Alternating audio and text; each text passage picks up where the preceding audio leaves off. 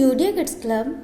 आज का हमारा टॉपिक है वर्णमाला अल्फ़ाबेट्स, जिसको हम हिंदी में अल्फ़ाबेट्स को हिंदी में वर्णमाला कहते हैं।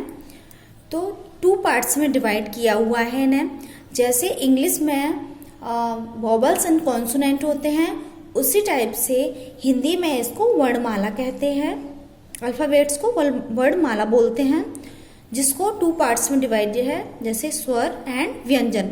स्वर को हम वॉवल्स कहते हैं, व्यंजन को हम कॉन्सोनेंट कहते हैं।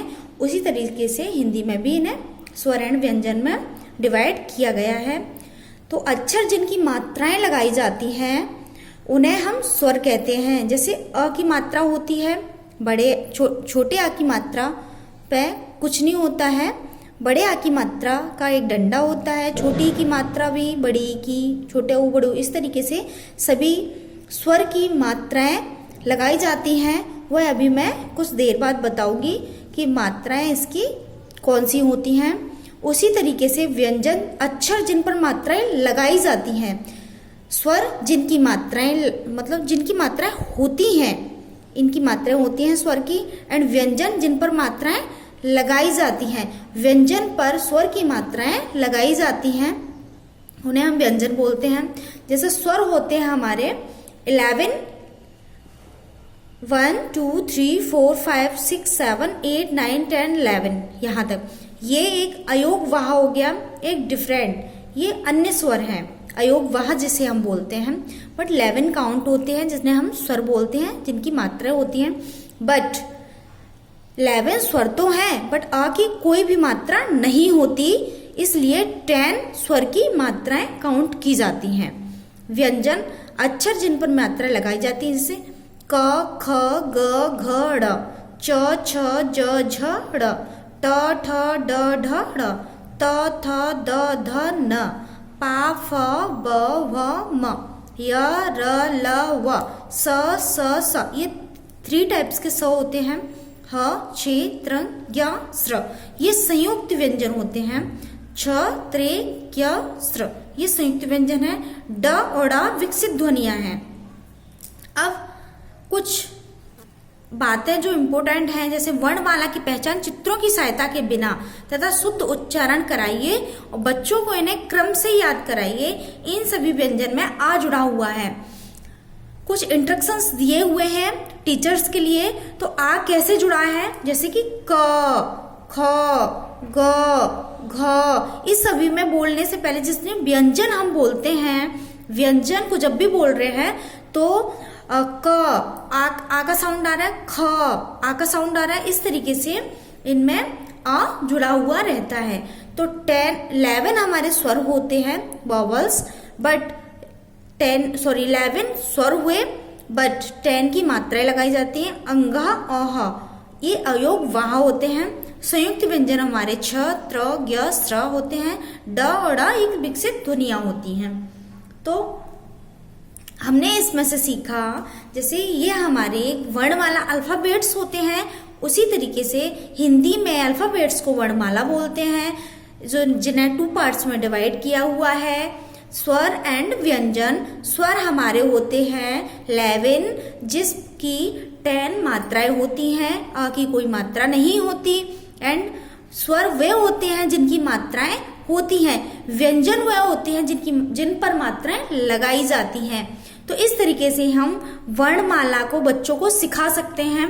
बट मात्राएं लगाई कैसे जाती हैं, एक बार ये हम देख लेते हैं। तो मात्राएं कितनी होती हैं, ये भी चीज हम चेक कर लेते हैं एक बार। जैसे एक मिनट, ये देखिए मात्राएं। स्वर अ, आ, ई, उ, ऋषि, ए, ऐ, ओ, औ, अंग और आह, ये अनुस्वार, मतलब एक डिफरेंट चीज है। बट जिनकी मात्राएं लगाई जाती हैं, जैसे अ की कोई मात्रा नहीं होती। हम वर्ड लेंगे क। ओके, हमने वर्ड लिया। जैसे हम अभी आपको मात्राएं बताते हैं लिखकर। अ, आ, ई ई उ ऊ ऋषि ए ऐ ओ औ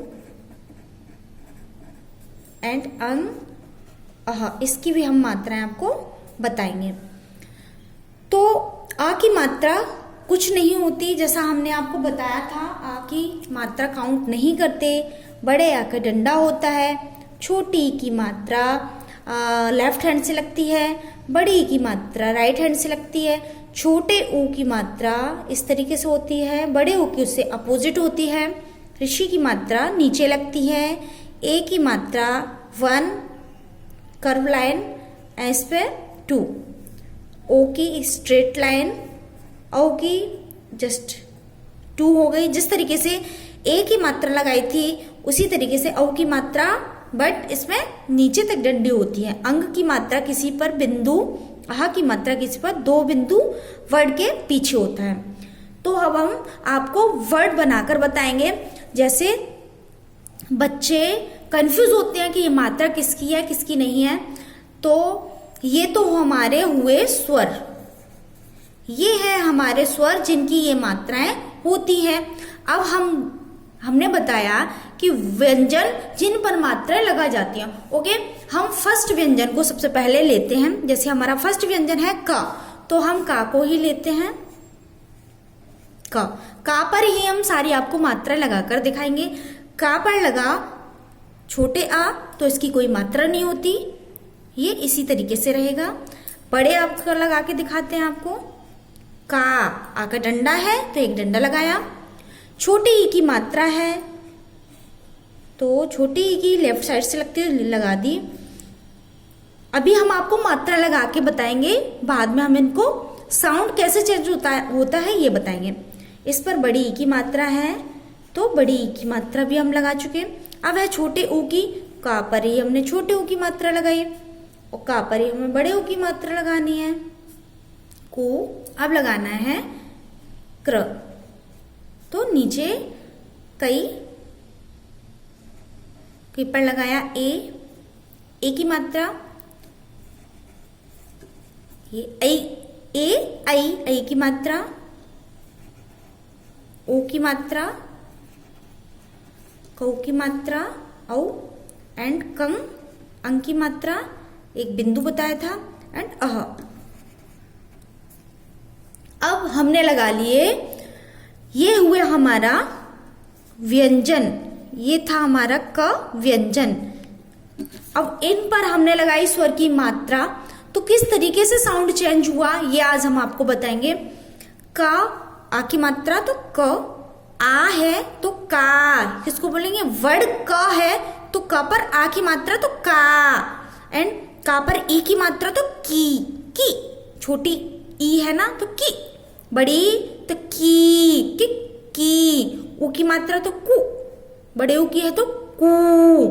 अब ऋषि क्र, ए की के, ऐ की कई, को है तो ओ की मात्रा है तो को, औ की है तो कौ, एंड अंग की है तो कंग, अह की है तो कह। इस तरीके से हमने साउंड चेंज किए। एक ही व्यंजन को लेके हमने इतने सारे साउंड बनाए हैं।